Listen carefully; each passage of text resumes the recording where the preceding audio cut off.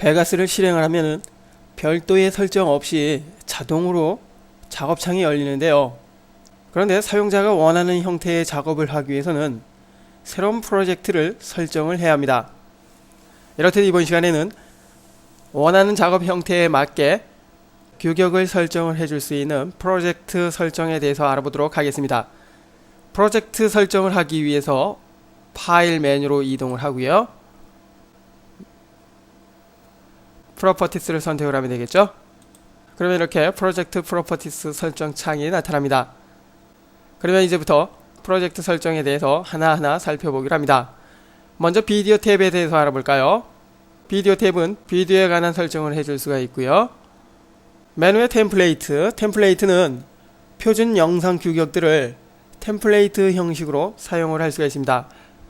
그렇기 때문에 만약 사용하고자 하는 템플레이트가 있다면 사용하고자 하는 템플레이트를 선택을 하면 되겠죠.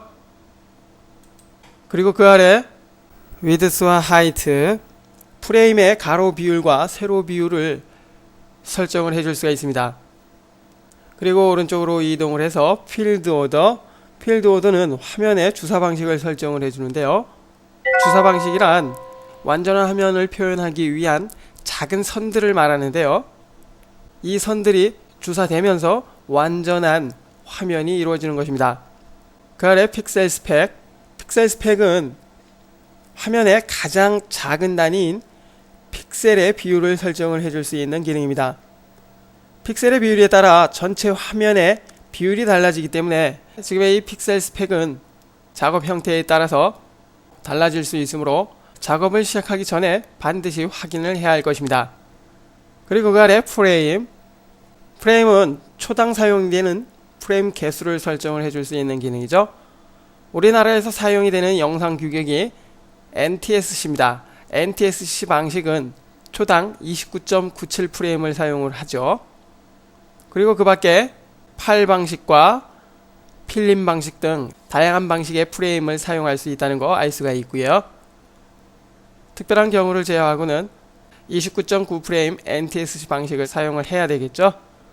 그리고 이번에는 위쪽으로 이동을 해서 디스크 모양의 새롭게 설정된 규격을 템플레이트로 저장을 하고자 할 때 사용이 됩니다.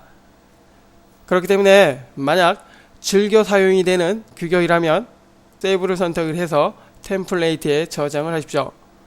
그러면 다음 작업에서도 지금 저장된 규격을 사용을 할 수가 있습니다. 그리고 오른쪽에 딜리트 템플레이트는 템플레이트에서 선택된 목록을 삭제를 할 때 사용이 되고요. 그리고 매치 미디어 세팅은 외부에 있는 템플레이트를 불러올 때 사용이 됩니다. 이번엔 아래쪽으로 내려와서 풀 리졸루션 렌더링, 작업한 내용을 출력하거나 파일로 만들 때 렌더링 해상도를 설정을 합니다. 여기서 베스트는 가장 좋은 해상도를 제공을 하고요. 그 밖에 위쪽으로 올라갈수록 낮은 해상도를 사용을 합니다. 해상도를 좋게 사용한다는 것은 그만큼 화질이 뛰어나지만 작업 속도가 느려질 수 있기 때문에 일반적인 작업에서의 렌더링이라면 굿이나 프리뷰 정도로 사용하는 것이 좋고요. 최종적으로 출력을 하고자 한다면 가장 좋은 해상도인 베스트를 사용하는 것이 좋습니다.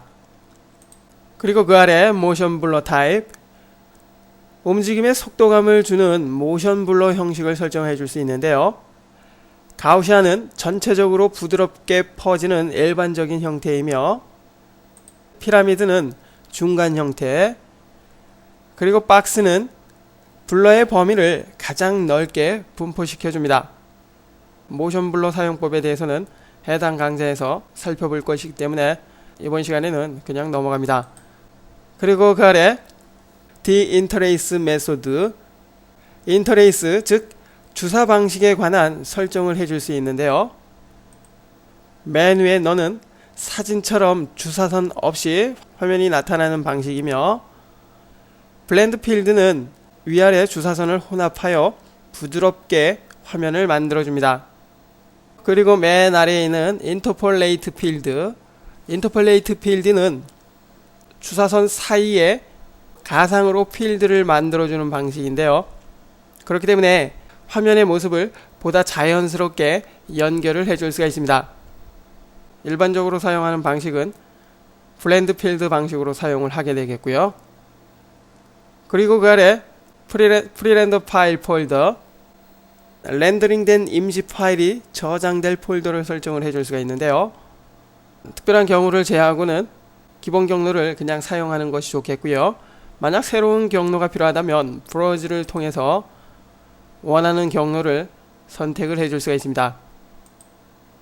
그리고 맨 아래 Start All New Project, 이 기능은 프로젝트 설정 창에서 설정된 값을 베가스가 실행이 될 때 항상 그대로 유지하고자 할 때 사용이 됩니다. 즉 지금 설정된 값을 다음에 베가스를 실행할 때 그대로 사용을 하고자 할 때 사용이 된다는 것이죠. 사용을 하기 위해서는 이 기능을 선택을 해야 할 것입니다.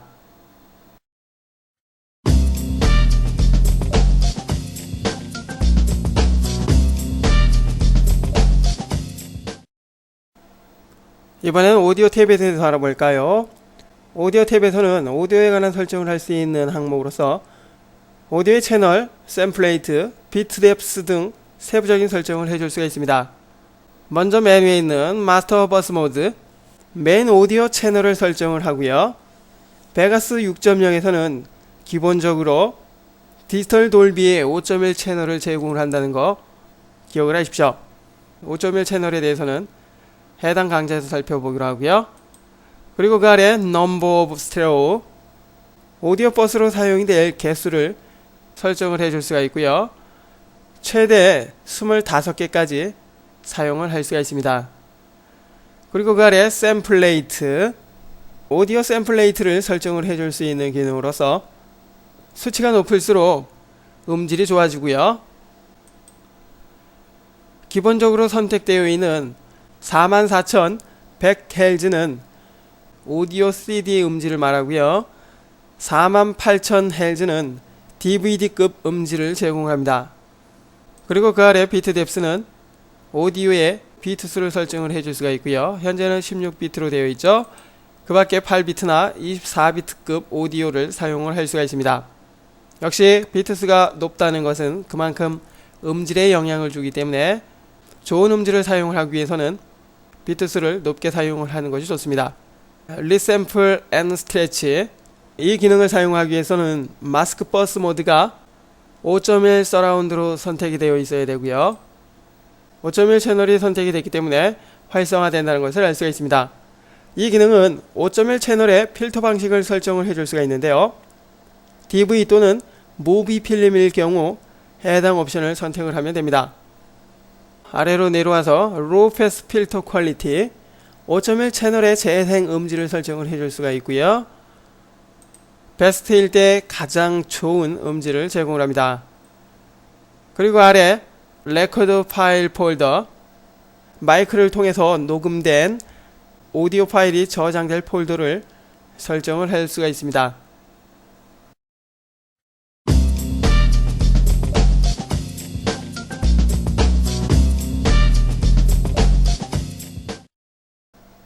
이번엔 시간자에 관한 설정을 해줄 수 있는 시간자 탭에 대해서 알아봅니다. 맨 위에 룰러 타임, 룰러 타임은 타임 코드 방식을 설정을 하고요. 작업 형식에 따라서 해당되는 타임 코드를 선택을 하면 될 것입니다. 일반적으로 NTSC 영상일 경우에는 SMPTE 29.97 프레임을 사용을 하게 되겠죠. 그리고 그 아래 룰러 스타트 타임, 시간자의 시작 시간을 설정을 합니다. 현재 0으로 되어 있죠. 여기서 참고로 타임 코드를 읽는 방법은 시간, 분, 초, 프레임으로 읽으면 되겠고요. 지금처럼 모든 시간 단위를 0으로 사용한다는 것은 시간자의 시작을 0부터 시작을 한다는 것입니다. 만약 이렇게 1프레임으로 입력을 한다면 시작되는 시간이 1프레임부터 시작이 된다는 것이죠. 그렇지만 역시 특별한 경우를 제외하고는 0으로 사용을 하는 것이 좋습니다. 그리고 그 아래 measure and beat, measure and beat는 타임 코드가 measure and beat일 경우에 사용이 되며 타임코드의 간격과 눈금을 설정을 할 수 있습니다. 그리고 이번엔 썸메리 탭에 대해서 알아볼까요? 썸메리는 프로젝트 개요에 관한 설정을 할 수 있는 항목으로서 타이틀의 제목이나 제작자 그리고 저작권에 관한 설정을 해줄 수가 있습니다. 작업한 파일에 대한 불법 유통을 금지시키기 위해 사용이 되기 때문에 법적으로 보호를 받기 원한다면 반드시 입력을 하십시오. 그리고 이번엔 마지막으로 오디오 CD 탭. 이 항목은 오디오 CD에 관한 설정을 할 수 있는 항목으로서 국가 코드 및 시작 트랙 넘버에 대한 설정을 해줄 수가 있습니다. 맨 위에 유니버셜 프로덕트 코드.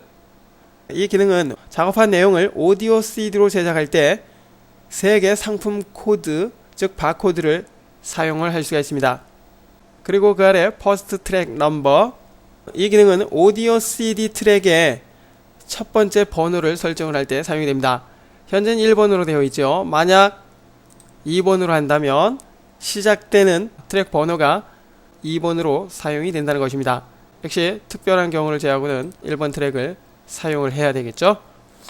이번 시간에는 새로운 프로젝트, 즉 작업을 설정하는 방법에 대해서 알아봤습니다.